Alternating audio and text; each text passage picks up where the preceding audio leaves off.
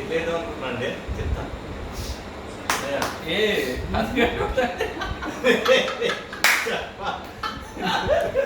లేనివరా అక్క చెప్తాయో నేను వెళ్తా చూసి ముక్కులో మీటింగ్ అంటే అర్థం కావట్లేదు 10 మంది ఉన్నారు డైలాగ్ మనకు అవసరం లేదు కానీ